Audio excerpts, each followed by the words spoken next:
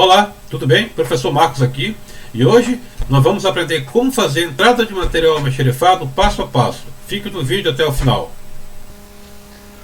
Bom, senhores, eu observei aqui, separei 4 pontos fundamentais para que isso ocorra, para que seja um recebimento de material feito da forma correta, né, seguindo todas as diretrizes que a logística nos coloca. Então eu tenho aqui o primeiro ponto, o recebimento, a identificação, depois nós vamos armazenar e por fim vamos fazer a distribuição. Ou seja, a gente vai tratar aqui desde a entrada do material, né, faz todo o processo de conferência, o processo de armazenagem, de identificação e depois distribui, ou seja, faz a saída do material para as áreas de produção, né, as áreas que vão usar o material. Então vamos agora passo a passo aqui. Recebimento. Primeiro nós temos 3 pontos fundamentais: a documentação, a nota fiscal e os laudos. Quando eu falo documentação, eu estou me referindo à nota fiscal, né? Ou seja, quando o caminhão chega na doca, que é aberto a porta do caminhão, o almoxarife nesse momento verifica se o material está de acordo, né? Se o material não está extraviado, não está tombado, e se ele estiver dentro das normas da empresa, porque a empresa ela tem um procedimento no recebimento, né? Que o cara, em alguns momentos, a pessoa faz um checklist de como está a aparência da carga posicionada no caminhão. Se tiver tudo certo, ele vai iniciar o processo de recebimento. Então ele, com a nota na mão, ele vai até o sistema, identifica se no sistema essa nota existe uma ordem de compra, né? Se a quantidade solicitada é a quantidade que veio, ou se por algum motivo veio parcial, ou se veio um pouco a mais. Isso aí é tratado com compra, se caso de vir um pouco a mais, né, do que a ordem de compra, porque alguns sistemas, alguns ERPs, né, são softwares que gerenciam isso, ele acaba não permitindo que você alimente o estoque com uma quantidade maior do que a ordem de compra está ali sugerindo, efetivamente. Visto que está tudo certo, partindo do princípio que a quantidade está correta, ele vai iniciar então a verificação de laudos, porque alguns produtos, principalmente a matéria-prima, né, a ISO 9000, a norma de formalização, né, que padroniza todo o processo, faz parte disso, né? A qualidade gerencia essa parte, mas o almoxarife sempre no setor de recebimento tem alguém da qualidade. Então essa pessoa, ou o próprio almoxarife pode fazer essa verificação para saber se existe um laudo de qualidade referente àquele material que está entrando na empresa. Em alguns casos, é preciso que se faça alguns testes ou ensaios, mas isso aí seria para outro vídeo. Considerando que está tudo certo, né, que o laudo veio, que a nota fiscal está dentro das normas, que está tudo certo, preço, né, quantidade, unidade de medida, e dá sequência ao recebimento, ou seja, ao descarregamento. A forma de descarregar varia, né? Algumas empresas usam paleteiras, outras empilhadeiras, e também depende do tipo de material que está sendo descarregado, né? Aí define-se que tipo de ferramenta vai se utilizar. Depois ele faz a conferência quantitativa, porque em alguns casos tem que descarregar todo o material separado, segregado numa área, para que facilite essa conferência, né? E depois feita a conferência, e se realmente a quantidade física que veio é a mesma que está na nota registrado, aí sim ele vai fazer o quê? Vai fazer a regularização do material, ou seja, ele vai dar entrada nessa nota no sistema. Algumas empresas, o próprio almoxarife faz isso, né? Ele faz a entrada do material e fecha a nota no sistema. E algumas empresas usam um local separado onde as notas são dadas entrada.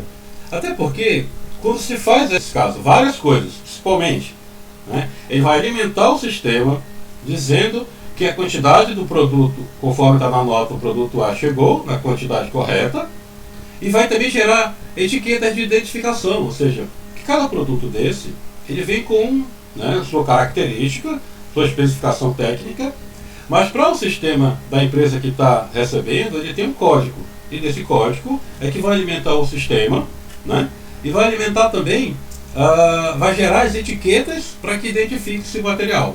Então depois que ele regularizar, todas as identificações são geradas, né, as etiquetas são geradas.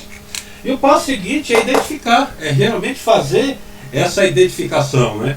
É pegar a etiquetazinha lá e vai até a caixa, se é algum produto que vier a granel, de bags, outros, né, precisam somente caixas. Varia também essa identificação, porque alguns produtos você usa, identifica a caixa como um todo, a quantidade total da caixa, uma etiqueta somente. Em alguns produtos você tem que identificar um a um, né, one by one, mas depende muito do produto e do processo, do procedimento que a empresa adota para fazer essa identificação. Nós temos o passo 2 aqui da identificação, que é condicionar esse material, ou seja, vai ter que usar pallets, até porque quando esse material for armazenado, né, quando a gente for para o passo 3 que ele for armazenar, ele tem que estar já paletizado. Qual vai ser a forma que você vai armazenar esse material? Né? Qual a regra que você usa? Ou seja, alguns sistemas, né, que tem o WMS, que é o Warehouse Management System, ele tem algumas ferramentas que ajudam, auxiliam nesse acondicionamento através da identificação do sistema, né, que é chamado de endereçamento. Ou seja, é como se fosse um endereço. Né? Eu tenho um porta-pallet, andar 1, andar 2, andar 3, né? Posição A, posição B, porque em alguns casos os porta-pallets são duplos, né? Eles pegam 2 pallets padrão PBR, que são os pallets de 1,20 por 1. Então, se for esse caso, tiver acondicionado esse tipo de pallet, a pessoa movimenta essa carga até o local, né? E informa para o sistema que aquele produto, código tal, que vai estar na etiqueta, ele está colocando no porta-pallet A, no andar 2, do lado A. Né? Geralmente, existe de 8 a 12 números, né, os endereçamentos, começando por rua, né, coluna, né, andar, lado esquerdo, lado direito. Varia muito, né, esse tipo de endereçamento. Mas o sistema, a empresa determina a forma que ele quer endereçar e qual sistema que ela vai usar. O fato é que existe esse endereçamento. Então, após o almoxerife movimentar essa carga e colocar no local do endereço, ele vai informar o sistema que aquele produto está lá, né, a quantidade já está lançada, que aquele lote está lá e que ele vai estar ligando aquele lote àquele endereço. Para que, na hora de eu distribuir, eu tenha informação no sistema. Quando eu consulto o estoque, ele vai me falar que eu tenho naquele estoque a quantidade X e o endereço vai estar ao lado, dizendo que vai ser no porta-pallet A, né, no andar 2, do lado A, lado B, vai estar direcionado ali para você capturar depois na hora de enviar para a produção. Então nós temos aqui as regras também, a forma e as regras, como nós já falamos.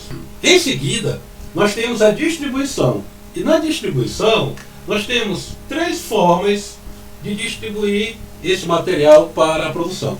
Veja que aqui nesse caso, eu já estou falando no momento que eu vou estar disponibilizando esse material para a produção, ou seja, o meu cliente, né? Quem é o meu cliente? Eu atendo, né, toda a fábrica.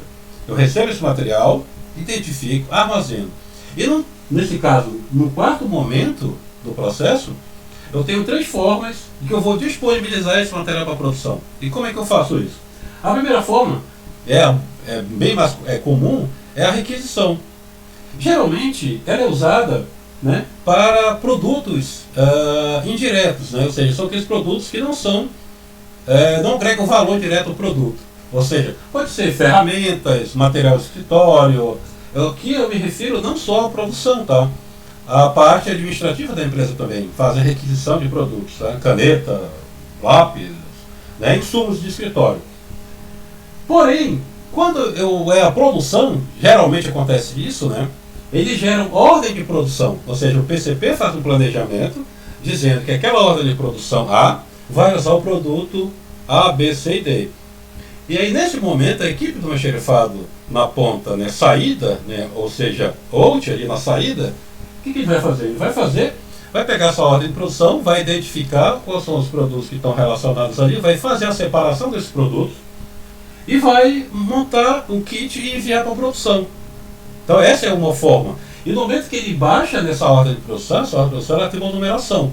E quando ele informa para essa ordem de produção que ele está baixando nela a quantidade física do material A, e depois faz a baixa, automaticamente ele some do meu estoque, né, e agrega valor a essa ordem de produção. E aí é feito uma outra movimentação até a produção. Em alguns casos, a produção vem buscar esse material depois que ele está separado e com a ordem baixada.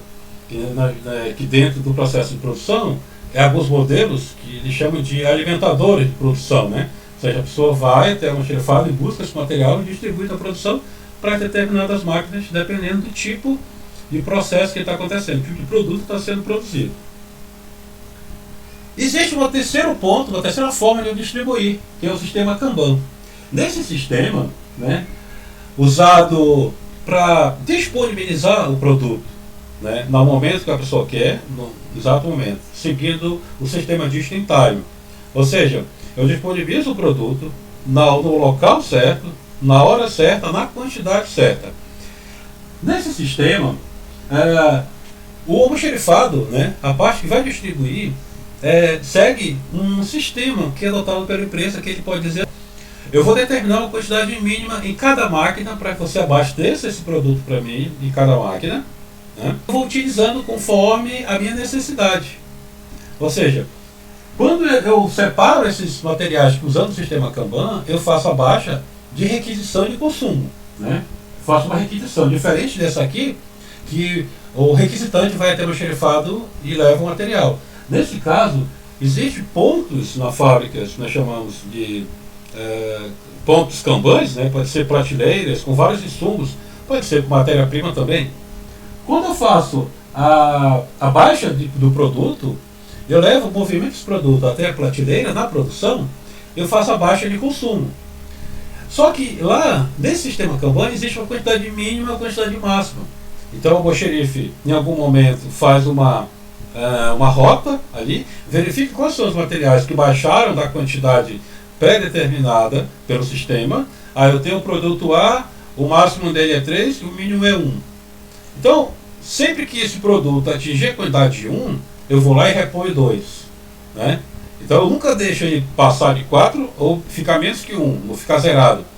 Dessa forma, a produção ganha velocidade na pegar esse produto e colocar na máquina, para justamente evitar parada de máquinas ou requisições feitas desnecessariamente, perca de tempo na área produtiva fazendo requisição. Esse tipo de movimento acontece a todo momento, tá? É uma coisa que fica acontecendo diariamente. Os almoxerifados ficam, a pessoa responsável por abastecer o Kanban, ele fica girando os pontos de Kanbans a cada, sei lá, 4 horas ou a cada turno, ele faz esse tipo de movimentação. Bom, eu espero que vocês tenham gostado desse vídeo. Nós tratamos aqui resumidamente do processo de recebimento. Pessoal, então é isso aí. Eu espero que vocês tenham gostado do vídeo e se inscrevam no canal, dê o like e coloque nos comentários que assunto vocês querem que nós tratamos aqui, que eu vou trazer na próxima aula, ok? Muito obrigado a todos.